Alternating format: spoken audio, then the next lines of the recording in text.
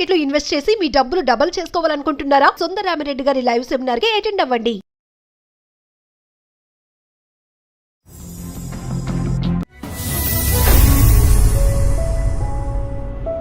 అందమైన జీవితం కార్యక్రమానికి స్వాగతం. నమస్తే కళ్యాణ్ గారు. పెళ్ళైన ఒక నెల రోజులు మాత్రమే అత్తవారింట్లో ఉంది. తర్వాత వెంటనే పుట్టింటికి వెళ్ళిపోయింది. ఏదో చిన్న ఉద్యోగం చేసుకొని బతుకుతోంది. చాలా విచిత్రమైన సమస్యగా ఉందండి. సో తనకి ఏం చేయాలో తెలియ ఒకసారి కాల్ చేయమంటారా? చేయండి మేడం.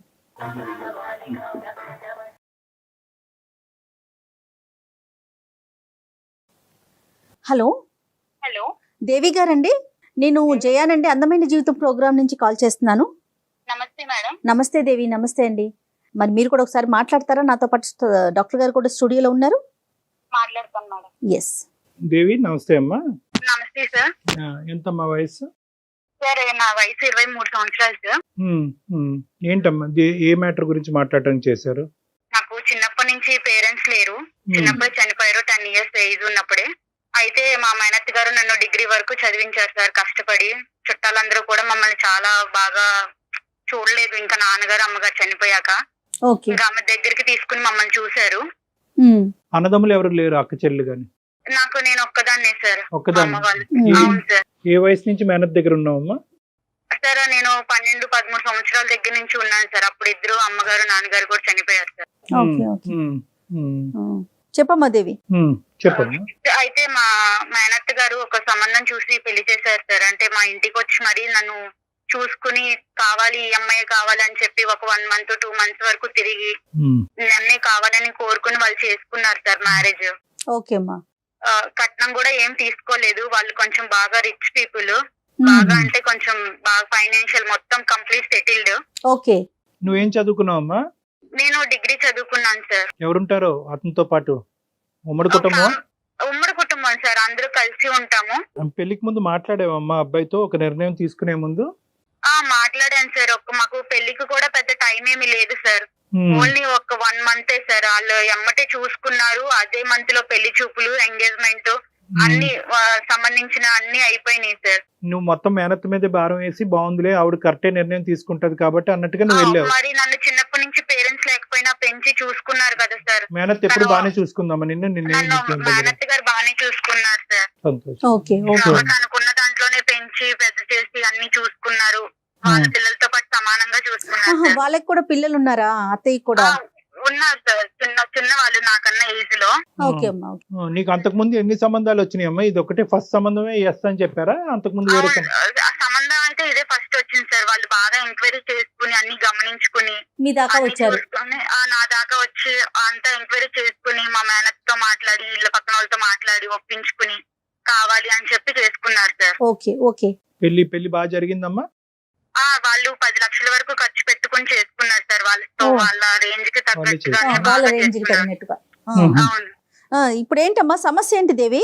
నన్ను పెళ్లి చేసుకుని తీసుకుని వెళ్ళి ఒక మాట అన్నాడు. ఏంటంటే మా వదినికి పిల్లలు ఉంటే నేను అసలు పెళ్లే చేసుకోకపోయేవాడిని.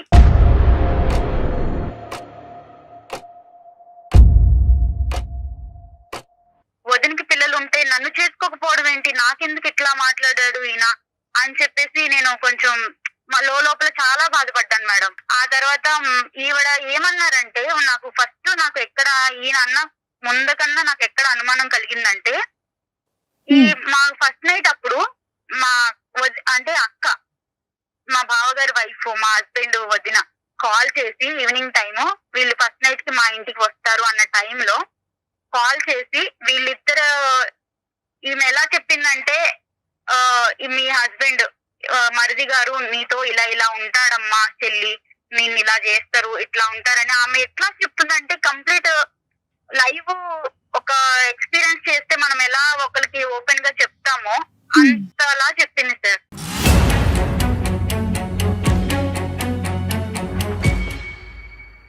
నా భర్త ఎలా అనేది ఆమెకి ఎలా తెలుసు, ఇలా చెప్పడం ఏంటి అనేది నన్ను బాగా చెలించేసింది. లోపలికి నేను చాలా ఫీల్ అయిపోయాను.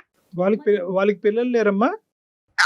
పిల్లలు లేరు సార్. ఇక్కడ పాయింట్ అక్కడే స్టార్ట్ అయింది సార్. వీళ్ళకి పెళ్లి, మా ఆయన నన్ను పెళ్లి చేసుకోవడానికి ఎంత రీజన్ అది కూడా ఆమెకి పిల్లలు లేకపోవడమే సార్.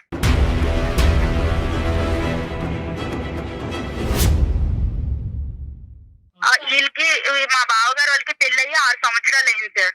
6 సంవత్సరాలు అయింది. పిల్లలు అస్సలు లేరు. చాలా మందులు వాడారు, చాలా పెద్ద పెద్ద హాస్పిటల్స్ కి వీళ్ళకి ఉన్న డబ్బులు మొత్తం చాలా వరకు దానికే ఖర్చు పెట్టారు. అయితే 6 సంవత్సరాల వరకు పిల్లలు లేరు. తర్వాత వీళ్ళు అంతా ఫ్యామిలీ అంతా ఒకటే సార్. ఎట్లా అంటే ఇలా పేదింటి అమ్మాయిని చేసుకుని, ఇలా తల్లిదండ్రులు లేని వాళ్ళని చేసుకుని ఇట్లాంటి ప్లాన్ వేసి ఇలా ఒక క్రైమ్ లాగా చేస్తారు సార్ లైఫ్ని. కానీ నాకు తెలియక అడుగుతానమ్మా, ఇది అసలు మీ భర్త ఏదైతే ఒక ఎజెండాతో నిన్ను పెళ్లి చేసుకున్నాడో ఆ ఎజెండా సీక్రెట్ గానే కంటిన్యూ చేయొచ్చు కదా. నీ ఎదురుగుంటా కూర్చుని మా వదినకి పిల్లలు ఉంటే కనుక నిన్ను చేసుకుని ఉండేవాడిని కాదు అనే మాట నీకు డిక్లేర్ చేయవలసిన అవసరం ఏముంది? అదే నాకు అర్థం కాలేదు సార్. ప్రతిసారి ఆవిడ కూడా మా ఇద్దరు మాట్లాడుకున్నప్పుడు మధ్యలో రావడం, మేము గదిలో కలిసి ఉన్నప్పుడు వచ్చి డోర్లు తీయడం, ఇట్లాంటివన్నీ చేసింది. ఇవన్నీ కూడా నాకు చిన్న చిన్న అనుమానాలను కలిగించినాయి. అయితే ఒక రోజు నేను చూడకూడని చూశాను సార్. వాళ్ళిద్దరు రూమ్ లో, వాళ్ళ బెడ్రూమ్ లో, మా బావగారు వాళ్ళ బెడ్రూమ్ లో మా హస్బెండ్ వాళ్ళ వదిన ఉండడం నేను కళ్ళతో చూశాను సార్. అది ఎలా అంటే ఒక చెప్పకూడని పీక్ టైం సార్. అది అసలు టూ మచ్. అది నేను తట్టుకోలేకపోయాను సార్. అది నా భర్త వేరే వాళ్ళతో ఉండడం అనేది నేను అసలు యాక్సెప్ట్ చేయలేకపోయాను. అది కూడా సొంత వదిన. అమ్మ తర్వాత అమ్మ ఎవరైనా ఉన్నారంటే వదిన కదా సార్. మీ బావగారికి ఎంతవరకు తెలిసి వ్యవహారం అతనికి పూర్తిగా తెలుసా? ఇంట్లో అందరికీ తెలుసు సార్. అందరికీ తెలుసా? గారికి, అత్తయ్య గారికి, బావ గారికి అందరికీ తెలుసు సార్.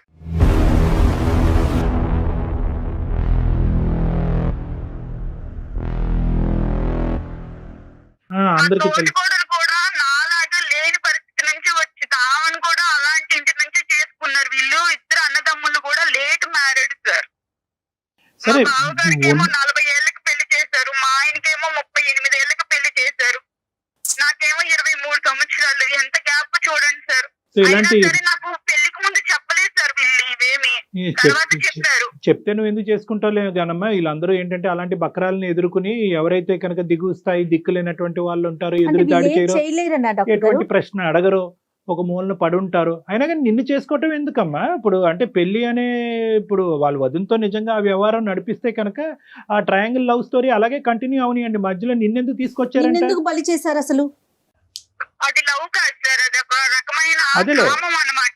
నీ దురదృష్టం ఏంటంటే కనుక ఇక్కడ కట్నం అడగకుండానే చేసుకున్నారు, పెద్దింటి కుటుంబంలో చేసుకున్నారు, తల్లిని పిల్లని చేసుకున్నారు, జాలిపడి చేసుకున్నారు అనే యాంగిల్లో ఎంతో కొంత ఒక వ్యవహారాన్ని కనుక్కోకుండా, ఎందుకంటే ఇలాంటివి ఎక్కువ దాగేటటువంటి కాదమ్మా. సార్ వీళ్ళకి ఫస్ట్ నుంచి కూడా రిలేషన్ ఉందని చెప్పేసి చుట్టుపక్కల వాళ్ళకి, ఇంట్లో పనిచేసే ఒక పని ఆవిడికి, అందరికి కూడా వీళ్ళ మీద చిన్న అనుమానం అనేది ఉంది సార్. నీకు వెళ్ళాక గానీ తెలియలేదు అంతేనమ్మా? వెళ్ళాక గానీ తెలియలేదు. ఈయన కూడా ఫస్ట్ నుంచి కూడా ఇట్లా నాకు ఫస్ట్ నైట్ అప్పుడు చెప్పడం, ఈయన ఇలా ఇవన్నీ కూడా ఇక నేను కూడా స్లోగా అందరినీ కనుక్కోవడం ఇలా జరిగింది సార్. ఇవి జరిగిన తర్వాత మా మామయ్య గారికి, అత్తయ్య గారికి అందరికి కూడా నేను దీన్ని ఎక్స్ప్లెయిన్ చేశాను మేడం. చేసినందుకు నన్ను వాళ్ళు ఆ రోజు సాయంత్రమే తీసుకొచ్చేసి మా ఇంట్లో మా మేనత్త దగ్గర నన్ను దింపేసి, మీ అమ్మాయిని ఇలా పెంచారు మీరు ఇలాగే నా పెంచడం, ఇలాగే ఈ అమ్మాయికి మంచి మర్యాద అని చేసుకున్నాం మేము, మా మీద బొరుగు జల్లుతుంది అంటే వాళ్ళ వైపు ఏమీ తప్పు లేనట్టుగా మాట్లాడుతున్నారు అంతేనమ్మా? మాట్లాడి మా మేనత్త గారికి చెప్పి దింపేసి వెళ్ళిపోయారు మేడం మా మామయ్య గారు. మరి అత్తయ్యకి మీరు ఎక్స్ప్లెయిన్ చేశారా? అందరికి చెప్పాను మేడం. మీ మేనత్తకి ఒక్కటే తెలిసి, వాళ్ళందరూ తెలిసి ఇదనేది జరుపుతున్నారు. వాళ్ళ ఇంట్లో ఇదంతా కూడా ఒక ఆనవాయితీ, ఒక అలవాటు, ఒక వ్యవహారం అమ్మా. అది ఆ కల్చర్ అలా అయిపోయింది. ఇక్కడ దురదృష్టం ఏంటంటే ఏదైతే నీ లూప్ లోంచే వచ్చినటువంటి ఆ పెద్ద ఆడపిల్ల కూడా ఇంకా వాతావరణానికి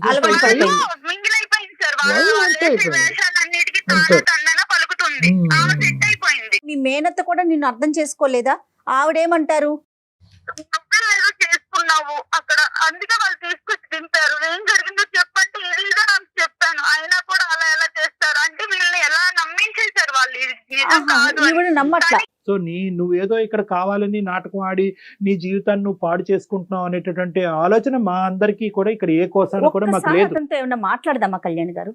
సార్ నేను ఏంటంటే ఇప్పుడు నా జీవితం అనేది పెద్ద క్వశ్చన్ మార్క్ లో పెట్టేశారు సార్. ఇప్పుడు నేను దానికి సమాధానం వెతుక్కోలేకపోతున్నాను.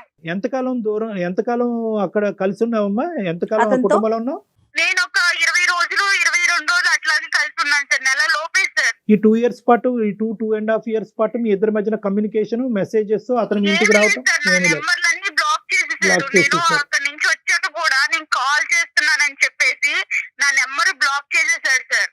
వాళ్ళ ఇంట్లో వాళ్ళకి చేస్తే మా అబ్బాయికి ఫోన్ చెయ్యొద్దు, మా అబ్బాయితో మాట్లాడొద్దు, ఏదన్నా ఉంటే నువ్వు పెద్దోళ్ళని తీసుకొచ్చుకో, మాట్లాడుకో, నువ్వేమి ఇట్లా కాల్ చేసినంత మాత్రాన నీకు ప్రేమ ఉందని మేమేం కరిగిపోము, నువ్వు పెద్ద మాట్లాడాల్సిన మాటలు మాట్లాడి నిందలేసి వెళ్ళిపోయావు. అసలు నువ్వేం ఎక్స్పెక్ట్ చేస్తున్నావమ్మా? ఇప్పుడు ఏం లేదు మేడం, అటు నాకు డైవర్స్ ఇవ్వట్లేదు, ఇటు నన్ను తీసుకువెళ్ళట్లేదు. ఈ పెద్ద మనుషులు తీసుకెళ్ళి మాట్లాడినా కూడా అది ఉపయోగం లేకుండా పోయింది. వాళ్ళకున్న ఇన్ఫ్లుయెన్స్ తో ఏమేమో మాట్లాడి మమ్మల్ని మ్యానిపులేట్ చేసేసారు. ఇక్కడ నాకు ఎటు క్వశ్చన్ లేక నేను మా మేనత్త గారు కూడా ఏదో ఒక రకంగా యువర్ ఓపెన్ టు ఆల్ కదా. అంటే ఒకటే నేను అడిగేది ఏంటంటే, యువర్ ఓపెన్ టు ఎవ్రీథింగ్ కదా. డైవర్స్ అయినా మళ్ళీ కలిసి వాళ్ళు ఏదైనా మార్పు వచ్చి ప్రత్యేకమైనటువంటి స్ట్రింజెంట్ కండిషన్స్ పెట్టుకుని అక్కడ నీకేం కలిసి ఉండాలనే ప్రయత్నంతోనే నేను అందమైన జీవితానికి మెయిల్ చేశాను కలిసి సార్. ఉండాలనే కానీ ప్రయత్నం. నేను ఆ ఇంట్లో వాళ్ళందరి మధ్యలో కలిసి అయితే ఉండలేను సార్ నా భర్తతో. ఇప్పుడు నీ భర్తని వాళ్ళు మౌల్డ్ చేసి, మాడిఫై చేసి, ఆ విధంగా ఉచ్చులోకి తీసుకెళ్లి పిల్లలకి అనేటటువంటి మెషిన్ లాగా పట్టుకెళ్లారనే ఉద్దేశమా నీకు? అంటే నీ భర్త ఇప్పటికీ నీ భర్తను నువ్వు ట్రస్ట్ చేస్తున్నావా? కాబట్టి భర్త బయటకు వస్తే కాపురం చేస్తానని అంటున్నావా? అవును సార్, అవును సార్. ఆ కుటుంబంలో వ్యక్తే కదా నీ భర్త కూడా. నువ్వు కుటుంబాన్ని వేరు చేయండి, నా భర్తను తీసుకురండి అంటున్నావు. నేను ఒక జాబ్ తీసుకుంటూ జాబ్ లో కూడా నాకు ఎన్ని అనుభవాలు ఎదురవుతున్నాయి సార్. ఒక పెళ్ళయ్యి అమ్మాయి పెద్దింటి నుంచి మళ్ళా అది కూడా వచ్చి జాబ్ చేసుకుంటుంది అంటే ఎంత నరకం అనిపిస్తున్నానో ఒక ఆడపిల్లగా నాకు మాత్రమే తెలుస్తారు. Yes, అంటే ఏంటంటే ఎప్పటికీ రాకూడదు. వీలైనంత వరకు ఆ కుటుంబం నుంచి దూరంగా ఉండేటటువంటి ప్రయత్నం గురించే మేము కూడా ఒక ఎఫర్ట్ పెడతాం అమ్మా. కాదు కూడదు అతని వ్యవహార శైలి అలాగే ఉందనుకోండి, అప్పుడైనా డైవర్స్ తీసుకుని నీ మటుకు నువ్వు బతికేటటువంటి, నీ కాలం మీద నువ్వు బ్రతికేటటువంటి ధైర్యం నీకుందా? ఉంది సార్. నేను ఇప్పుడు ప్రెసెంట్ జాబ్ ఇష్యూ చేసుకుంటున్నాను తేలాలంతే సార్. నీకు. అంతేనమ్మా. అవును సార్, అవును సార్. నా జీవితం ఎందుకు క్వశ్చన్ చేశారు, నన్ను ఇలా ఎందుకు మోసం చేశారు, ఇలా Okay. ఎంతమంది అమ్మాయిలు Fine, fine. జరుగుతుంది. అర్థమైందమ్మా. నువ్వు అదే నేను ఇందాక చెప్తున్నాను కదా, నువ్వు అన్ని డైరెక్షన్స్ ఓపెన్ గా ఉంచితే కనుక మాకు ఈజీ అవుతుంది. లేదండి ఎలాంటి మనిషి అయినా పర్వాలేదు అతనితో పాటే నేను ఉంటాను అంటే కనుక మా ముందు కాలం బంధం వేస్తాను. నేను వెళ్తాను సార్ వేరు కాపురం. లేదు డైవర్స్ ఇస్తానన్నా Super. నేను దేనికైనా సిద్ధంగా ఉన్నాను. Right, కానీ right. నా జీవితానికి ఒక సమాధానం అనేది కావాలి. సరే నెంబర్ నీ ఫోన్ పిక్ చేస్తున్నాడు అతను. ఇట్లా బ్లాక్ చేశాడు. బ్లాక్ చేసేసారు మేడం. ఒక పని చేయమ్మా, నాకు ఒక్కసారి నువ్వు వాట్సాప్ మెసేజ్ పెట్టు, నేనే కాల్ చేస్తాను అతనికి. అలాగే మేడం, అలాగే.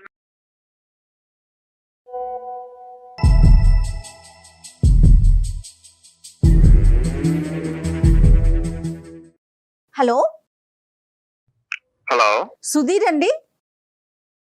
అవునండి. దేవితో ఇంతకు ముందే మాట్లాడాం మేము. దేవి మీ భార్య 2.5 సంవత్సరాల క్రితం కలిసి కాపురం చేసిన మీ భార్య. ఏదో ఒక ఇష్యూ చెప్తా ఉంది సుధీర్. తన్ని మీరు పెళ్ళైన నెల రోజుల్లోనే పుట్టింట్లో వదిలేశారని, ఇప్పటికి 2 సంవత్సరాలు అవుతోందని, పెద్ద మనుషుల ద్వారా వచ్చినా కూడా సమస్యకి పరిష్కారం కావట్లేదు, నన్ను ఏం చేయమంటారు అని మాకు ఒక మెసేజ్ పెట్టింది. మేమే కాల్ చేశాము. సో తన ఫోన్ పిక్ చేయట్లేదని నేనే మీకు కాల్ చేయటం జరిగింది సుధీర్. అసలు ఏం జరిగింది ఏంటి అన్ని అసలు నేను ఎందుకు ఎక్స్ప్లెయిన్ చేయాలి మేడం? అంటే ఇప్పుడు నేను ఎందుకు చెప్పాలి ఇదంతా? ఎవరు మాకా?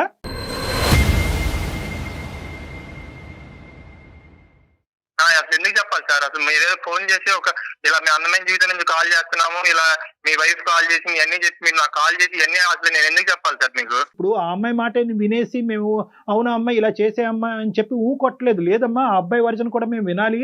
ఆ అబ్బాయి పడేటటువంటి బాధ ఏంటి అనేది మాకు అర్థం అవ్వాలి. అంటే కనుక ఆ అబ్బాయి నెంబర్ ఉందంటే కనుక నెంబర్ ఎత్తట్లేదండి అంటే కనుక సరే మేము ట్రై చేసుకుని రిక్వెస్ట్ చేసుకుంటాం అనేటటువంటి ఉద్దేశంతో నీకు కలపటం జరిగిందే కానీ నిన్ను ఇబ్బంది పెట్టే ఉద్దేశం కాదు నాన్న. అది కూడా నువ్వు దయచేసి అర్థం చేసుకోవాలి. మీరు ఇబ్బంది పెడుతున్నారని కాదు సార్, పెళ్ళైన కాడి నుంచి ఇబ్బంది పెడతానే ఉంటాను. ఎలాంటి ఇబ్బంది పెట్టింది? ఎవరు ఇబ్బంది పెట్టారు చెప్పండి. ఎవరిని ఇబ్బంది పెట్టారు నీకు తెలీదా? ఎవరిని ఇబ్బంది పెట్టారు నీకు తెలీదా? మీరు నన్ను ఇబ్బంది పెట్టి నన్ను కావాలి మా ఇంటి చుట్టూ తిరిగి మీరు నన్ను పెళ్లి చేసుకున్నారు. నా జీవితం నాశనం చేశారు మీరు.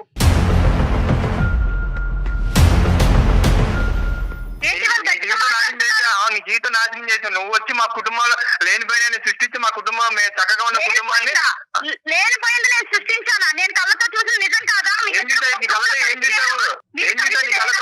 మీరు మీ వదిన మీ వదినాలు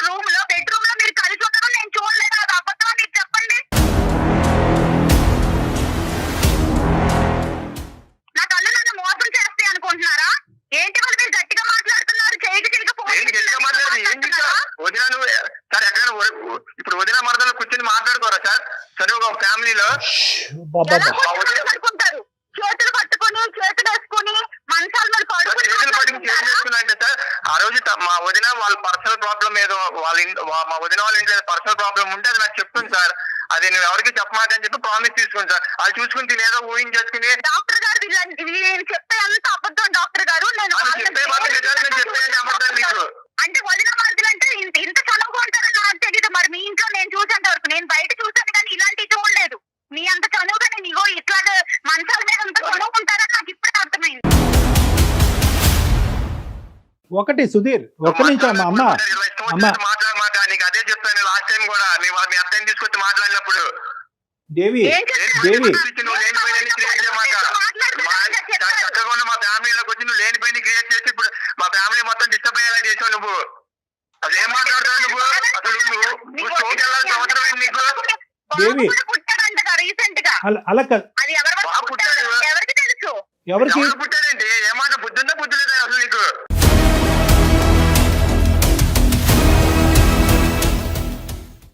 నాకు బుద్ధి బాగానే ఉంది. మీకు బుద్ధి లేని పనులు చేశారు కాబట్టి నన్ను మా ఇంటికి మీరు తీసుకొచ్చి దింపేశారు. నాకు నేనే రాలేదు నా కాపురాన్ని పాడు చేసుకుని.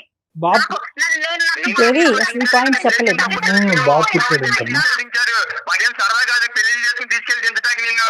సరదా కాదా? మరి నా జీవితం మీకు సరదా అయిపోయింది. అందుకే నన్ను దింపేశారు మీరు. ఒక 2 minutes ఉండండి. ఇప్పుడు నేను అడిగేటటువంటిది ఒకే ఒక పాయింట్ ఏంటంటే, ఈ 16 రోజుల ఫంక్షన్ అప్పుడు మీరు ఆ విధంగా ఎందుకు చెప్పాల్సి వచ్చింది? అంటే పిల్లలు ఉండుంటే కనుక, వదినకి పిల్లలు ఉండుంటే కనుక అసలు పెళ్ళి అనేది రూల్ అవుట్ చేసేసి ఉండేవాడిని అనేది ఎందుకు అన్నారు మీరు? బేసిక్ గా నాకు పెళ్లి అనే దాని మీదే నాకు ఇంట్రెస్ట్ లేదు సార్. ఓకే, నేను సింగిల్ గా ఉందామనే పాయింట్ ఆఫ్ వ్యూ లోనే నేను ఫస్ట్ నుంచి ఉన్నాను సార్. ఇప్పుడు అదే మా వదినికి మా అన్నయ్యకి పిల్లలు ఉంటే ఆ పిల్లలతో నేను కొంచెం మంచిగా టైం స్పెండ్ చేసి నా లైఫ్ అలా లీడ్ చేస్తూ ఉండేవాడిని సార్. సో మా అన్నయ్యకి మా వదినికి పిల్లలు లేరు కాబట్టి. ఇప్పుడు ఆ అమ్మాయి సంగతి ఆలోచించావా? అంటే నేను దిక్కు లేక, ఏ పని పాటు లేక, నాకు అవసరం లేకపోయినా కూడా నేను తీసుకొచ్చి ఈ బెడ్రూమ్ లో కూర్చోబెట్టాను అనే ఉద్దేశం ఆ అమ్మాయికి కలుగుతుంది కదా. అక్కడి నుంచి ఆ అమ్మాయి ఆలోచన. డాక్టర్ గారు ఏమండి, మనకే పిల్లలు ఉంటే బాగుంటది కదా, అలా ఎందుకు ఆలోచించలేదు మీరు? నువ్వు వచ్చావు, మా అమ్మ బాగా చూసుకుంటది, మనకు పిల్లలు కలుగుతాయి అని నాతో ఎందుకు అనలేదు? ఆ మాట అనుకుంటే నువ్వు అనుకుంటా, నీకు నచ్చినవి అన్ని నువ్వు ఊహించుకుంటా ఉంటే మనకే పిల్లలు మాట్లాడే టైం అసలు ఇచ్చావా నువ్వు? చెప్తున్నా, ఇంకొకసారి మాట అంటే బాగోదు చెప్తున్నా, మళ్ళీ చెప్తున్నా. మీరు ఏం బాగోదు ఏం చేస్తావు చెప్పు.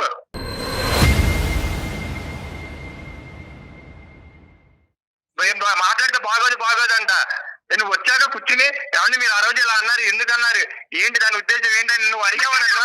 మా మేనత్తను తీసుకుని పెద్ద మనుషులు తీసుకుని నేను వచ్చాను కదా, మీరు అప్పుడేం చేశారు? అప్పుడు మాకు ఈ పిల్లొద్దు, అలా వద్దు, ఇలా వద్దు అని మాట్లాడారు కదా, అలా మాట్లాడుకున్నా. అవును, నువ్వు ఇలా కట్టుకోవాలనుకుని ఇలా కట్టుకోవాలనుకుని కుటుంబంలో అందరి మధ్య సవాళ్ళు సృష్టిస్తావు, నాకేం తెలుసు, అందుకే వద్దని చెప్పాను. సృష్టించలేదు డాక్టర్ గారు, ఇదేమి నేను క్రియేట్ చేసి మాట్లాడట్లేదు డాక్టర్ గారు. నాకు నేను చూశాను, మీరు అబద్ధాలు చెప్పొద్దండి. ఒకటే ఇక్కడ ఏంటంటే ఫైనల్ గా ఒకటేనమ్మా, 3 సంవత్సరాలు చూసారంటావు. ఏంటంటే మీరు మంచాల మీద పడుకోలేదా? ఎలా పడుకున్నారు? నేను పిచ్చి పిచ్చిగా మాట్లాడమని చెప్తున్నా దేవి, ఇష్టం వచ్చేది సృష్టించమాట నువ్వు చెప్తున్నా.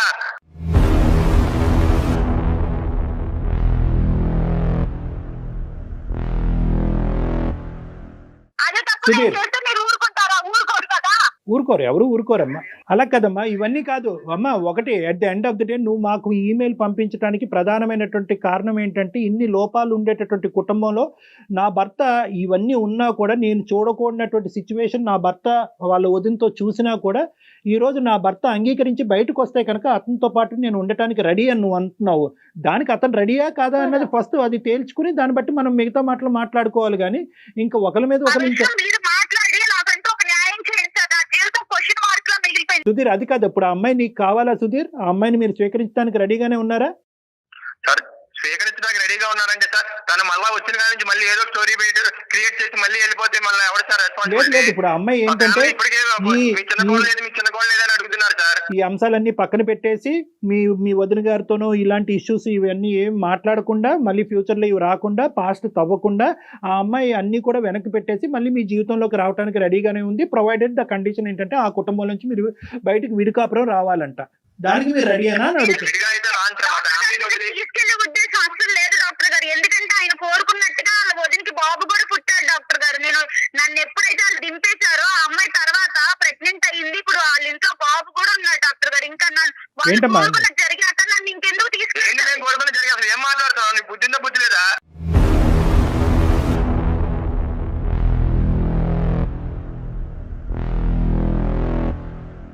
ఈ పొద్దున అసలు న్యూసెన్స్ ఏంటి సార్ మాకు ఇక్కడ? మాకు ఇంక వేరే పల్లెలు ఇవ్వండి. ఇలా ఛానల్ ఫోన్ చేసాము, దేవి ఫోన్ చేసింది, తీసుకెళ్తా ఇవన్నీ ఏంటి సార్ మాకు? చూసారా డాక్టర్ గారు ఎలా మాట్లాడుతున్నాడు ఈయన? అది వీళ్ళ నిజ స్వరూపాలు ఇలా బయటపడిపోతాయి అన్నమాట. మనం గట్టిగా మాట్లాడి గొంతెత్తి మాట్లాడే వాళ్ళు వీళ్ళకి నచ్చరు. నువ్వు ఒక పెద్ద మాట అన్నావు. ఇప్పుడు నేను బయటకు వచ్చినాక వాళ్ళు వదిన గర్భాన్ని దాల్చి ఇప్పుడు ఒక బిడ్డను కన్నది అంటే కనుక దాని ఉద్దేశం ఏంటి? చూసాను కాబట్టి ఇది సిచ్యువేషన్ గా లేదమ్మా, అసలు సందర్భానుసారం లేదు. నా భర్త అటువంటి క్యారెక్టర్ నేను బయటకు రాగానే వదినతో సంసారం చేసి ఇప్పుడు కన్నాడు కాబట్టి ఆ వ్యక్తి అయినా పర్వాలేదు నాకు కావాలి అని చెప్పి మా చేత ఫోన్ చేయించడం ఎందుకమ్మా? ఇప్పుడు నీకు అటువంటి భర్త కావాలా? నిజంగా ఇప్పుడు నిజంగా నువ్వు అన్నదే కరెక్ట్ అని అనుకుందాము. ఈ ఆలోచనలు ఈ ఉద్దేశాలను అన్ని మా పక్క మనసులో పెట్టుకుని అతనితో పాటు మళ్ళీ ప్రయాణం మొదలు పెడతాను, ఓన్లీ కండిషన్ అక్కడ కుటుంబం నుంచి బయటకు రావాలంటే ఇది వర్కబుల్లేనా? మీరిద్దరు ఎప్పటికీ కూడా సుఖ సంతోషాలతో ఉంటారా? మేము కలిపి పంపినా కూడా ఇది వర్కబుల్లేనా? ప్రాక్టికలేనా? సుధీర్, ఇప్పుడు నేను ఏ నిర్ణయం తీసుకోలేని స్థితిలో మీ దగ్గర మీకు మెయిల్ చేశాను సార్. దానికి నాకు నా జీవితానికి మీరే ఒక దారి చూపించాలి. దారి చూపెట్టాలి అంటే దారి చూపెట్టాలి. ఏదైనా నేను అయిపోయింది. మీకు ఆలోచించుకుని మెయిల్ చేశాను. అతను డైవర్స్ ఇస్తాడా లేదా అనేటటువంటిది అతని సంభాషణలోనే మనకు అర్థమైంది, అతని మాట తీరులో అర్థమైంది. ఇప్పుడు ఫోన్ కట్ చేసి వెళ్ళిపోయాడు. ఇంకా మనకు అర్థం అయిపోయింది అతనికి నువ్వు వద్దు. అదైతే క్లియర్ కట్ గా అతను ఏంటంటే అతనికి నీవు వద్దు అనేటటువంటి మాట అతని నోటి ద్వారా అతను చెప్పకుండానే మీ ద్వారానే డైవర్స్ అప్లికేషన్ అక్కడ పంపించాలనేటటువంటి ఉద్దేశంతో వెయిటింగ్ గేమ్ ఆడుతున్నారు వాళ్ళు. ఇప్పుడు ఏంటంటేనమ్మా అక్కడ జరిగినటువంటి సంఘటన అతను ఒప్పుకోడు. ఎస్ అండి నా వదినతో నాకు ఒక ఇది ఉంది అనేటటువంటి అతను ఒప్పుకోవట్లేదు. చూసినట్టుగా నువ్వు ఊహించుకుంటున్నావు. అదే ఇప్పుడు నువ్వు ఒప్పుకుంటే మళ్ళీ వాళ్ళకే పరువులు ఉంటాయి, మాకు ఉండవా సార్? మా జీవితాలు ఇలా ఇక్కడ పబ్లిక్ గా నువ్వు చూసింది కరెక్ట్, ఖచ్చితంగా అక్కడ అక్రమ సంబంధం ఉంది అనే విధంగా మేము కూడా మాట్లాడలేవు. కానీ నీ కళ్ళ ద్వారా నువ్వు ఏదైతే చూసావో అది నువ్వు నమ్ముతున్నావు కాబట్టి అక్కడికి వెళ్ళేటటువంటి ఉద్దేశం నీకు ఉందా లేదా అని దేవి మొత్తం నువ్వే చెప్తున్నావు. నువ్వు ప్రాక్టికల్ గా ఆలోచించు. నువ్వు చూసింది మేము సమర్థించలేము అమ్మా. ఎందుకంటే మేము ఎలా సమర్థిస్తాము? అక్కడ మేము సమర్థించలేము. కానీ నువ్వు చూసింది నిజమే. ఆ నిజాన్ని నేను చూశాను కాబట్టి అది నేను జీర్ణించుకోలేను కాబట్టి అక్కడికి నేను వెళ్ళలేను అనేటటువంటి నిర్ణయం అన్నా తీసుకోవాలి. అది జీర్ణించేసుకుని సంసారం జీవితమే ఇంపార్టెంట్ కాబట్టి మిగతా అంశాలన్నీ పక్కన పెట్టేసి అణిగిమణిగి నేను అక్కడే ఉంటాను అనే నిర్ణయం అన్నా తీసుకోవాలి. ఏంటంటే అది ఖండిస్తున్నావు, అది తప్పు అంటున్నావు, అది కరెక్ట్ కాదంటున్నావు, అది దరిద్రం అంటున్నావు. కానీ నా భర్త నాకు కావాలి, అక్కడి నుంచి బయటకు వస్తే కనుక అన్ని మర్చిపోయి కాపురం చేస్తానంటే ఈ రెండు ఎలాగ ఒక పడవలో ఎలా ప్రయాణం చేయొచ్చు? ఇవి కాదమ్మా నువ్వు చూసింది. ఇప్పుడు మీరు నా బాధ అనేది మీకు అర్థమైంది కాబట్టి నాకు అర్థమైంది. నేను ఒకే కంక్లూజన్ నేను చెప్తానమ్మా. ఇప్పుడు ఆ అబ్బాయి అయితే కనుక ఇది ఒక పేపర్ తీసి చింపేసినట్టుగా ఇది చింపేస్తున్నాడు. అదేమీ లేదు, కేవలం మా కుటుంబంలో విడదీయటానికి ఈ అమ్మాయి దాపరించింది కాబట్టి ఈ అమ్మాయిని తీసుకెళ్లి ఆ పుట్టింట్లో వదిలేయటం జరిగింది. మాకు ఇక్కడ ఎటువంటి అలాంటి బూత్ కార్యక్రమాలు ఏమి ఇక్కడ జరగట్లేదు, అటువంటి అంశాలు ఏమీ లేవు అని ఆ అబ్బాయి కళాఖండిగా చెప్పేశాడు. కాబట్టి ఆ అబ్బాయి తప్పు చేస్తున్నట్టుగా ఇలా పబ్లిక్ ఫోరం మీద మేము మాట్లాడటం అనేది కరెక్ట్ కాదు. వదినికి అతనికి ఇంకోటి ఏదో ఉంది అనేటటువంటిది ఇలా పబ్లిక్ ఫోరం మీద మాట్లాడటం కరెక్ట్ కాదు. కానీ at the end of the day okay అందు గురించి ఇక్కడ ఏంటంటే బాధితురాలు నువ్వే, జడ్జి నువ్వే. అదే నేను అంటున్నాను, బాధితురాలు నువ్వే, జడ్జి నువ్వే. నువ్వు కొద్దిగా ఓపెన్ మైండ్ సెట్ లో ఉండాలి. నువ్వు ఎంత ఇంప్రాక్టికల్ గా ఆలోచిస్తున్నావు అనే ఓపెన్ మైండ్ సెట్ తో నువ్వు ఉంటే కనుక నీ నిర్ణయం నువ్వే తీసుకోవచ్చు. ఇలాంటి వ్యవహారాలు నడిపించేటటువంటి భర్తతో పాటు నమ్మకంగా నేను ఎలాగా కాపురం చేయగలను, ఎలా నమ్మకంగా అతనితో కాపురం చేసి పిల్లలు కన్ను, ఇది ప్రాక్టికలీ ఇంపాసిబుల్. నెంబర్ 1. నెంబర్ 2 ఏంటంటే ఇక్కడ మోస్ట్ ఇంపార్టెంట్, అతనికి నీ మీద పూర్తిగా నమ్మకం పోయింది. అతను నీ మీద నమ్మకం ఏమి లేదు. ఈ అమ్మాయి ప్రేమ పోయింది, చచ్చిపోయింది. అతను ఒకటే ఉద్దేశం ఏంటంటే నేను అయిష్టంగా బలవంతంగా పెళ్లి చేసుకున్నాను. అయితే ఏంటయిందంటే కనుక కొద్దిగైనా కాంప్రమైజ్ అయ్యి నేను చెప్పేటటువంటి మాట విని నా లెక్క ప్రకారం ఉండేటటువంటి వ్యక్తిగా వచ్చుంటే కనుక నేను స్వీకరించేవాడిని. వస్తూనే మా కుటుంబాలను చిచ్చిరేపి ఎదురుదాడి చేసేటటువంటి వ్యక్తిని నాకు వద్దు అని చెప్పి చెప్పకుండానే అతను నీకు దండం పెట్టేశాడు. అతను సో ఇటువంటి వాతావరణంలో అసలు ఎంతవరకు అసలు 0.5% అయినా కూడా ప్రాక్టికల్ గా మీరిద్దరు సంసారం చేసుకుని ముందుకు వెళ్ళగలరా? No, I don't think it is practically possible. నువ్వే ప్రాక్టికల్ గా ఆలోచించట్లేదు దేవి. సారీ, నేను ఇట్లా అంటున్నందుకు. నువ్వు చేయవలసింది ఏంటంటే, నీకు కాపురం వద్దు, భర్త జీవితం ఏంటి మేడం? ఇప్పుడు నా జీవితం ఏమైతుంది? అమ్మా, డైవర్స్ ఇస్తారా? ఫస్ట్ నువ్వు లీగల్ అడ్వైస్ తీసుకో. మీ తరపు నుంచి మీరే డైవర్స్ తీసుకునేటటువంటి ప్రయత్నం చేయండి. ఒక లీగల్ నోటీస్ అనేది వాళ్ళకి పంపించండి, అన్ని సర్దుమనుగా. నీ జాబ్ నువ్వు చేసుకో, నీ కాళ్ళ మీద నువ్వు నిలబడే ప్రయత్నం చేయి. అలాగే మేడం. ఇప్పుడు నీ క్లారిటీ వచ్చింది కాబట్టి, ఇంతవరకు నువ్వు ఒక కన్ఫ్యూజన్ లో ఉన్నావు కాబట్టి ఇప్పుడు నీకు వచ్చింది సార్. ఇప్పుడు తెలిసింది వాళ్ళ నిజ స్వరూపం అనేది phone Yes, call yes, exactly. బాగా క్లియర్ గా అర్థమైంది. సో నీకు ఏ దారి అయితే నువ్వు ఎత్తుక్కుంటూ వచ్చావు మా దగ్గరికి, ఆ దారి ఇది ఉందమ్మా అని అవైలబిలిటీ అనేటటువంటిది ఒక క్లారిటీ మీకు ఇచ్చాము. నీకు ఆ కన్ఫ్యూజన్ క్లియర్ అయింది కాబట్టి ప్లీజ్ గో హెడ్ అండ్ నీ జీవితం ఏదైతే ఉందో ముందున్న జీవితాన్ని ఒక నమ్మకంతో ప్రయాణం చేయడానికి ప్రయత్నం చేయమ్మా. ఎవ్వరు మనతో తోడు రారు అమ్మా దేవి, మనకి మనమే ధైర్యంగా ఉండాలి. Okay okay madam. Right. Okay, thank Thank you, you. ma. Good luck అమ్మా, all the best. She's confused. ఆ సో కన్ఫ్యూజన్ కొంచెం మనకి నిదానంగా ఆలోచించుకుంటే తనకి ఒక క్లారిటీ Right. వస్తుందండి. అంతే. రైట్ కళ్యాణ్ గారు, నమస్తే. Thank you.